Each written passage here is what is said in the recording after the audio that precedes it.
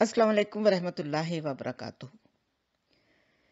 नाज़रीन, ये सब जानते हुए भी कि हुकूमत फ्रांस और यूरोपीय यूनियन से सफारती तल्लुकात खतरे में नहीं डाल सकती, फिर भी दहशतगर्द तंजीम के साथ फ्रांस के सफीर को मुल्क बदर करने के हवाले से एक बेबुनियाद झूठ पर मबनी मुआहदा किया गया, जो इनके गले की हड्डी बन गया।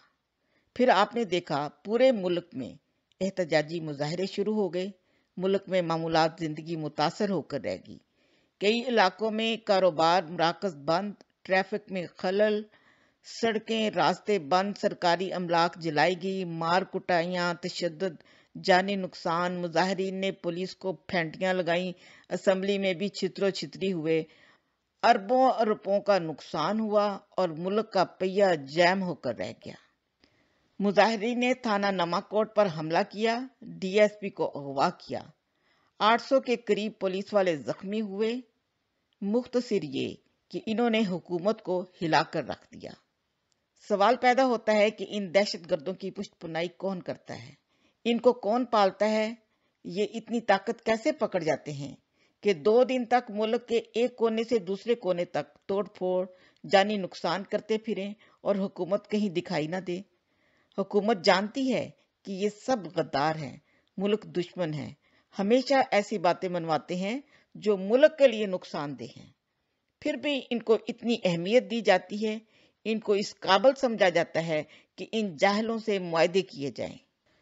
नाजरीन, अवाम सियासतदानों को वोट देकर इक्तदार में लाती है ताकि इक्तदार में आने के बाद अवाम की भलाई के लिए कुछ करेंगे, मगर हकीकत ये है कि ये सियासतदान ही अवाम के सबसे बड़े दुश्मन हैं।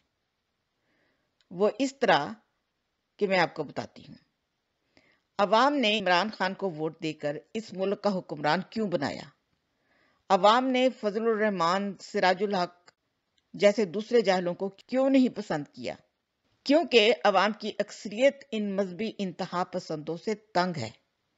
अवाम का ख्याल था कि इमरान खान एक पढ़ा लिखा और लिबरल शख्स है, इसके आने से मुल्क में इंतहा पसंदी का खात्मा होगा, मुल्क तरक्की करेगा।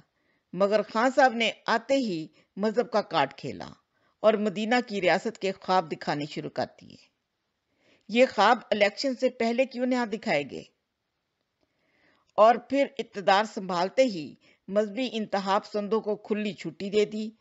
पिछले 3 सालों से यही मजहबी इंतहा पसंदों ने खास तौर पर मुल्क की अकलीतों का नाक में दम कर रखा है। उनकी जान माल कुछ भी महफूज नहीं और इन इंतहा पसंदों को कोई भी पूछने वाला नहीं।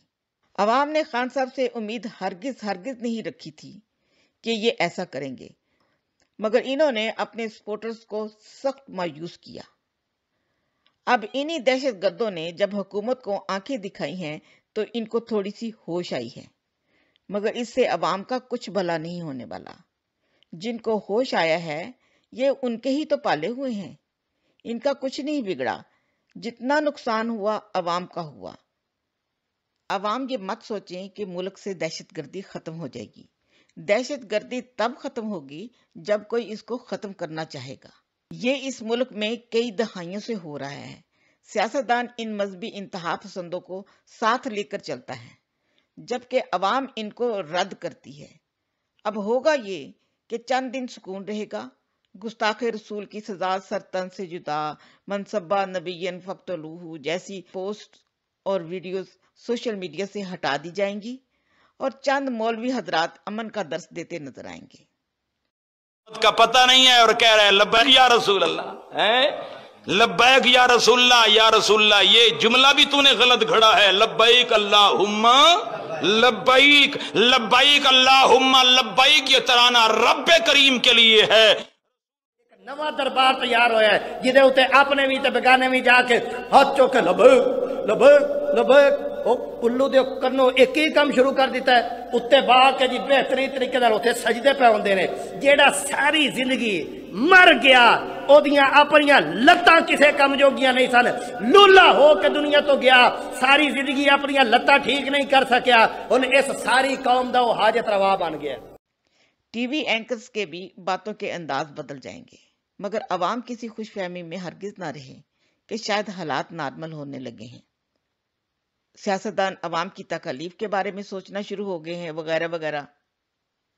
نہیں، ایسا کچھ نہیں ہونے والا. یہ ڈرامے پہلے بھی کھیلے جاتے رہے ہیں. آپ کو یاد ہوگا جب خادم حسین رضوی نے سر اٹھایا اور حکومت کے ہاتھ پاؤں پھولنے لگے تو خادم حسین کو اریسٹ کیا گیا. تب سوشل میڈیا پر خادم حسین کے حق میں بڑھ کے مارنے والوں کی آئی ڈیز اور ان کی ویڈیوز کو بلاک کیا گیا اور امن کا درس دینے والے مولویوں کی ویڈیوز سوشل میڈیا پر دکھائی دینے لگی. ایک ٹی وی ٹاک شو میں تو ایک مولانا نے یہ تک کہہ دیا یا اس سے کہلوایا گیا کہ تحریک لبیک کے سارے علماء سو ہیں. کہ تحریک لبیک یا رسول اللہ کے جو قائدین ہیں وہ ایسے علماء سو ہیں کہ پوری دنیا میں ان کی نظیر نہیں ہے، ان کی مثال نہیں ہے. وہ ایسے علماء سو ہیں کہ پوری دنیا میں ان کی نظیر نہیں ہے، ان کی مثال نہیں ہے. مگر چند روز سکون رہا، حالات پھر وہیں کے وہیں جو آپ نے دیکھ ہی لیا.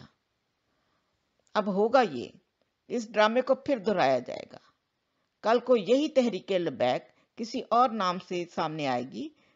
موجودہ حکومت اپنے اقتدار کے آخری سال میں عوام کے لیے کچھ اچھے کام کرے گی اور عوام سب کچھ بھول جائے گی، اور اگلے الیکشن میں یہی تحریک لبیک کسی دوسرے نام کے ساتھ حکومت کے ساتھ کھڑی الیکشن لڑ رہی ہوگی، جس کا اظہار شیخ رشید صاحب دبے لفظوں میں کر بھی چکے ہیں اور عوام ان کو ووٹ دے رہی ہوگی. یہ پیر تسمہ پا بھٹو سے اس قوم کو ورثہ میں ملا ہے. سیاستدان تو اس لعنت کو ساتھ لے کر ہی چلیں گے. شاید وہ سمجھتے ہیں کہ ان کی کرسی ڈگمگائی تو یہی ان کا سہارا ہوں گے. عوام کا کیا ہے؟ عوام کو بیوقوف بنانا سیاستدانوں کا محبوب مشغلہ ہے. اجازت چاہوں گی. السلام علیکم ورحمۃ اللہ وبرکاتہ.